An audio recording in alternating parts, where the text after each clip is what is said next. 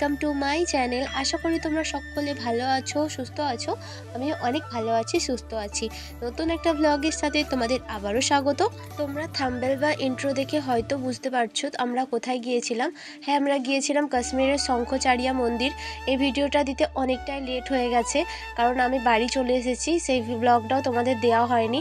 আমি পরবর্তী সময় এক এক করে ব্লগটা দেখবো। আসলে সময়ের অভাবের জন্য একদমই ভিডিও দিতে পারিনি, তার জন্য সবার কাছে সরি চাইছি। তোমরা প্লিজ স্কিপ করে দেখো না, সবাই ফুল ভিডিও ওয়াচ করো। আশা করি তোমাদের ব্লগটা ভালো লাগবে। আমরা প্রায় সকাল সকাল বাড়ি থেকে রওনা হই। প্রায় 8টা নাগাদ বাড়ি থেকে আমরা রওনা হয়েছিলাম। আমরা যেখানটায় থাকতাম সেখান থেকে প্রায় দূরত্ব অনেকটাই, সেই জন্য ক্যাব ভাড়া করা হয়েছিল।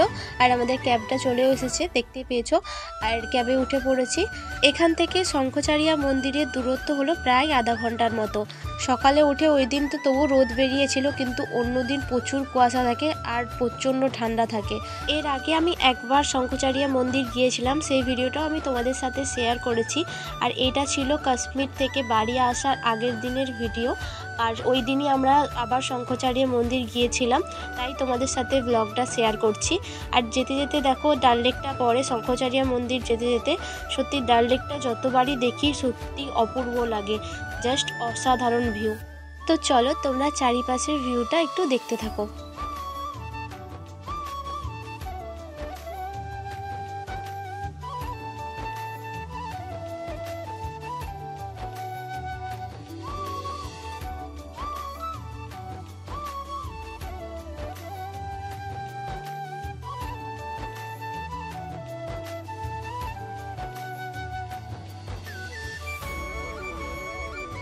শঙ্খচারী মন্দিরটা যেহেতু পাহাড়ের অনেক উঁচুতে অবস্থিত, সেই জন্য অনেক মিলিটারি গার্ড এখানে পাহারা দেয়। প্রথমে যে কোনোই গাড়ি যে ঢোকে, প্রথমে ওরা চেকিং করে, কোথা থেকে এসেছে এটা জিজ্ঞেস করে, তারপর ওরা উপরে উঠতে দেয়। যেহেতু মন্দিরটা অনেক উঁচুতে অবস্থিত, পাহাড়ের অনেকটাই উঁচুতে মন্দিরটা। আর এখানে পাহাড়ি এলাকায় দেখো বড় বড় গাছপালা এবং জঙ্গল আছে। আসলে জঙ্গল থাকার জন্য এখানে নানা ধরনের বন্য পশু আছে, যেমন ভাল্লুক। সেই জন্য বিকেল 5টার পর শঙ্খচারী যাওয়ার রাস্তাটা পুরোপুরি বন্ধ করে দেওয়া হয়, আর কোনো গাড়ি এই রাস্তায় ঢুকতে দেওয়া হয় না 5টার পর থেকে। যেহেতু এটা উঁচু এলাকা, সে দেখো এখনো পর্যন্ত বরফ পড়ে আছে, এখনো পর্যন্ত এখানে বরফ কিন্তু গলেনি। রাস্তার ধারগুলো দেখো এখনো বরফ পড়ে আছে। আর চারিপাশের ভিউটা দেখো সত্যি অপূর্ব লাগছে।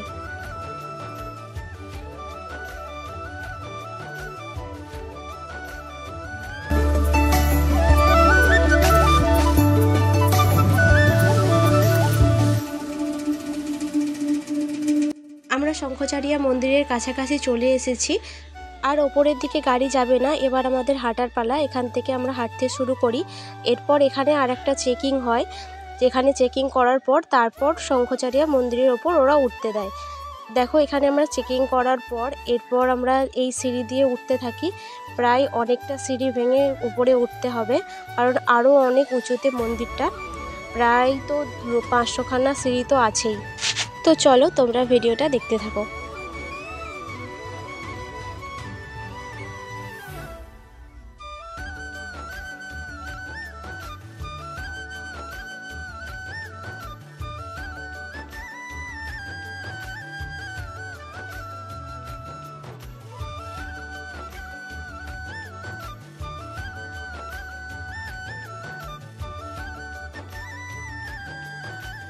প্রায় অর্ধেক সিঁড়ি ভাঙার পর তারপর তো আমি তো প্রচণ্ড হাঁপিয়ে গেছিলাম।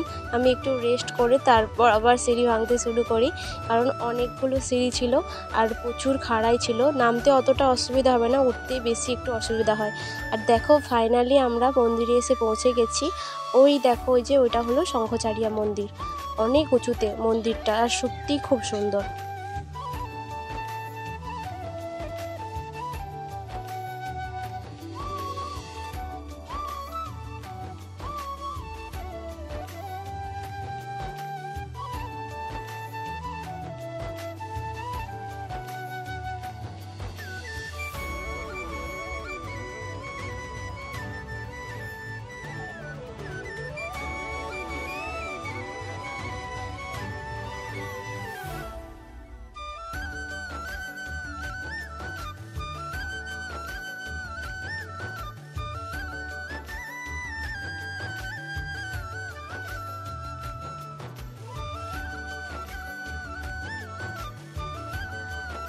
যেহেতু ওই দিন সোমবার ছিল আর প্রচুর ভিড় হয়েছিল মন্দিরে, আর সেই জন্য সেরকম ভিডিও আমি করতে পারিনি ভেতরে।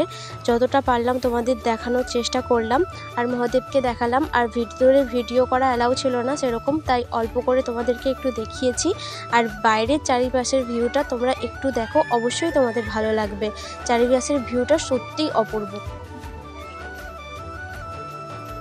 আসলে মন্দিরটা অনেক উঁচুতে অবস্থিত, সেই জন্য নিচের ঘরবাড়িগুলো একদম ছোট্ট ছোট্ট লাগছে। আর ওখান থেকে ডাল লেকটা দেখো, খুব সুন্দর লাগছে। আর চারিপাশের ওই যে পাহাড়গুলো দেখো, পুরোপুরি বরফে ঢাকা, সত্যি অপূর্ব সুন্দর লাগছে। এরপর আমরা মন্দির থেকে নেমে আসি। আর এইটা দেখতে পাচ্ছ, এটা হলো জগৎগুরু, ইনি এখানে নাকি ধ্যান করতেন, এটাই শুনেছি। আর সেটা তোমাদের সাথে দেখিয়ে দিই ভেতরে কি কি আছে দেখো।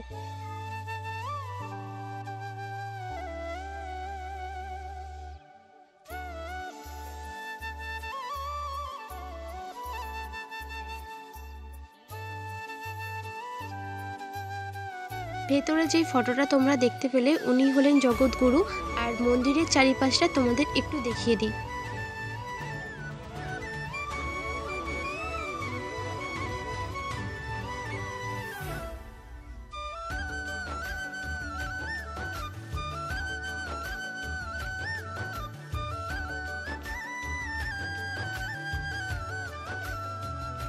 মন্দির থেকে নেমে তারপর এটা দেখো, এটা হলো গৌরীকুণ্ড।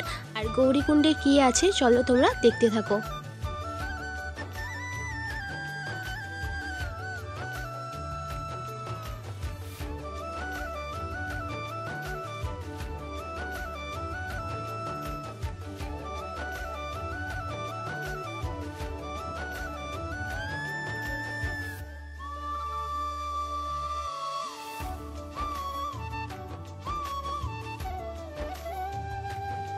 তো তোমরা দেখতেই পেলে গৌরীকুণ্ডে কি আছে। এরপর আমরা ওখান থেকে বেরিয়ে আসি।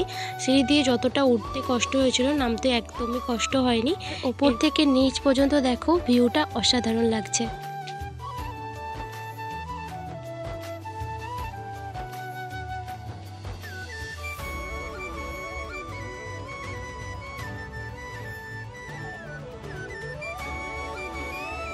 এরপর আমরা ওখান থেকে বেরিয়ে আসি এবং আমাদের ক্যাব এখানেই দাঁড়িয়েছিল। এবার ক্যাবে উঠে আবার আমরা বাড়ির দিকে রওনা হই। চারিদিকের ভিউ দেখতে দেখতে সত্যিই চারিপাশের ভিউ অপূর্ব। আর পাহাড়ের থেকে যে দূরের পাহাড়ের ভিউগুলো দেখা যাচ্ছে, ওই পাহাড়ের ভিউগুলো সত্যি অসাধারণ। পুরোপুরি, এখন তো ঠান্ডার সময়, পুরোপুরি বরফে ঢাকা, সত্যিই অপূর্ব লাগছে। তো তোমাদের ভিডিওটা কেমন লাগলো অবশ্যই আমাকে কমেন্টে জানিও। যদি ভিডিওটা ভালো লাগে অবশ্যই লাইক কমেন্ট শেয়ার করে দিও। আজকের মতো টাটা, সবাই ভালো থেকো, সুস্থ থেকো। দেখা হবে অন্য একটা ব্লগ বা রেসিপির সাথে। সবাইকে টাটা।